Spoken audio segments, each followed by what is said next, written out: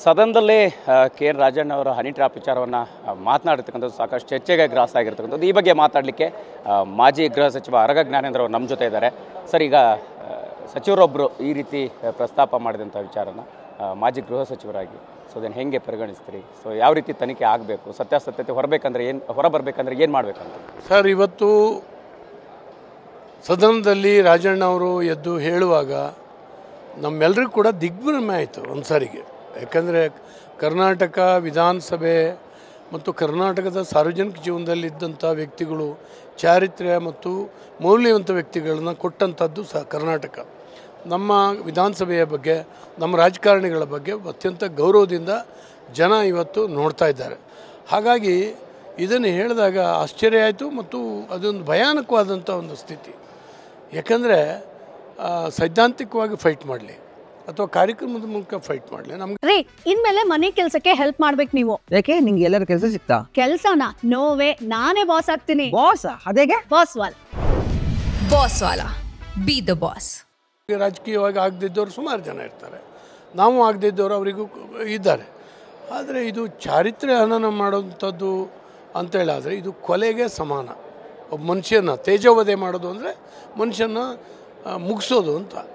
ಹಾಗಾಗಿ ಇಂಥದ್ದು ಇತ್ತೀಚೆಗೆ ಆಯಿತು.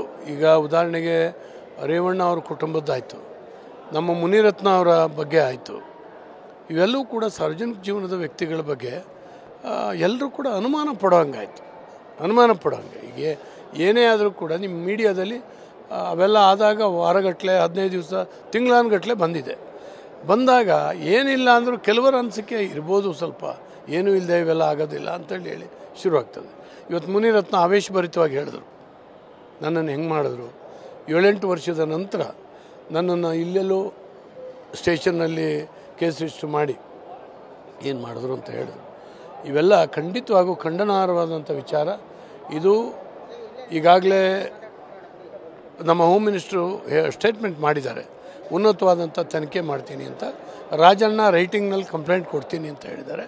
ಅವರು ಕೊಡಬೇಕು, ಉನ್ನತವಾದಂಥ ತನಿಖೆ ನಡೆಸಬೇಕು. ಈಗಾಗಲೇ ನಾನು ಹೇಳೋದು, ಕರ್ನಾಟಕ ರಾಜ್ಯದ ಆಚೆ ವ್ಯಕ್ತಿಗಳಿಗೂ ಇದು ಹನಿ ಟ್ರ್ಯಾಪ್ ಆಗಿದೆ ಅಂದರೆ CBI ಎನ್ಕ್ವೈರಿ ಆಗಬೇಕು, ಕೇವಲ ಸ್ಟೇಟ್ ಒಳಗಡೆ ಇಲ್ಲ ಇದು. ಈಗ ಹಿಂದೆ ಕೂಡ ಅಂದರೆ ಕೆಲವು ಹನಿ ಟ್ರ್ಯಾಪ್ ಪ್ರಕರಣಗಳಾದಾಗ ಅಂದರೆ ಸತ್ಯಾಸತ್ಯತೆಗಳು ಹೊರಬರುವಂಥದ್ರಲ್ಲಿ ಎಲ್ಲ ವಿಫಲ ಆಗಿದೆ. ಇದು ಪ್ರಮುಖವಾಗಿ ಒಂದು ರಾಜಕೀಯ ಷಡ್ಯಂತ್ರಕ್ಕಾಗಿ ಆಗಿರುವಂಥದ್ದ, ಹೇಗೆ ನೀವು ಕನ್ಸಿಡರ್ ಮಾಡಿದ ಹಾಗೆ ಅಂತ? ಸರ್, ರಾಜಣ್ಣ ಅವರು ಇವತ್ತು ಹೇಳಿದ ಪ್ರಕಾರ ರಾಜಕೀಯವಾಗಿ ಷಡ್ಯಂತ್ರ ಅಂತ. ಮುನಿರತ್ನ ಅವರು ಹೇಳುವಂಥದ್ದು ರಾಜಕೀಯವಾಗಿ ಷಡ್ಯಂತ್ರ, ನನ್ನನ್ನು ಮುಗಿಸ್ಲಿಕ್ಕಾಗಿ ಅಂತ. ಆ ವ್ಯಕ್ತಿಗಳನ್ನ ತೇಜೋವಧೆ ಮಾಡಿ ಅವ್ರಿಗೆ ಆಗೋದಿಲ್ಲ ಅಂತ ಇಲ್ಲಂತೂ ನಮ್ಮ ಪಕ್ಷದವರೇ ಮಾಡಿದ್ದಾರೆ ಅಂತೇಳಿ ಹೇಳಿ ರಾಜಣ್ಣ ಅನೇಕ ದಿವಸದಿಂದ ಹೇಳ್ತಾಯಿದ್ರು. ಇವತ್ತು ಬಹಿರಂಗವಾಗಿ ವಿಧಾನಸಭೆಯಲ್ಲಿ ಅದನ್ನು ಹೇಳಿದ್ದಾರೆ. ಹಾಗಾಗಿ ಇಡೀ ಸಭೆಯ ಸ್ವತ್ತು, ಸಾರ್ವಜನಿಕ ಸ್ವತ್ತಾಗಿದೆ ಈಗ ಆ ವಿಚಾರ. ಈಗ ಅವ್ರು ಏನೋ ಗುಟ್ಟಲ್ಲಿ ಏನೋ ಒಬ್ರಿಗೊಬ್ರು ಹೇಳ್ಕೊಂಡಿದ್ದಿಲ್ಲ, ಕೇವಲ ಕಂಪ್ಲೇಂಟ್ ಮಾಡಿದ್ದಲ್ಲ.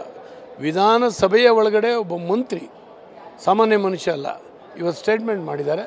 ಹಾಗಾಗಿ ಬಹಳ ಗಂಭೀರವಾದಂಥ ಸಂಗತಿ ಇದು ಮತ್ತು ಕರ್ನಾಟಕ ರಾಜ್ಯದ ಜನರ ಒಂದು ಕುತೂಹಲ ಕೂಡ ಇದ್ರ ಬಗ್ಗೆ ಇದೆ. ಸರ್, ಈಗ ಕೊನೆಯದಾಗಿ ಅಂದರೆ ಕೇವಲ ಒಬ್ಬರಿಬ್ಬರು ಸಚಿವರ ಮೇಲೆ ಅಲ್ಲ, 40 ಜನರ ವಿಚಾರ ಇದೆ ಅನ್ನುವಂಥದ್ದು, ಸಿಡಿಗಳಿದೆ, ಅಂದರೆ ಹನಿ ಟ್ರ್ಯಾಪ್ ಆಗಿರುವಂಥ ಪ್ರಕರಣಗಳಿದೆ ಅನ್ನೋಂಥ ರೀತಿಯ ವಿಚಾರ ಪ್ರಸ್ತಾಪ ಮಾಡಿರ್ತಕ್ಕಂಥದ್ದು. ನೀವು ಮಾಜಿ ಗೃಹ ಸಚಿವರಾಗಿ ಯಾವ ರೀತಿ ಇದು ತನಿಖೆಗೆ ಸಾಗಬೇಕು ಮತ್ತು ಸತ್ಯಾಸತ್ಯತೆ ಹೊರಗೆ ಬರಬೇಕು? ಸರ್, ನಾನು ಹೋಮ್ ಮಿನಿಸ್ಟರ್ ಆಗಿದ್ದಾಗಲೂ ಕೂಡ ಇಂಥ ಅನೇಕ ಪ್ರಕರಣಗಳು ಅಲ್ಲಿ ಇಲ್ಲಿ ನಡೀತಾಯಿತ್ತು, ಖಾಸಗಿಯಾಗಿ ಯಾವುದೋ ಹಣಕ್ಕಾಗಿ ಇನ್ನೊಂದಕ್ಕಾಗಿ ನಡೀತಾ ಇತ್ತು ಕೇಳಿದ್ದೆ ನಾನು.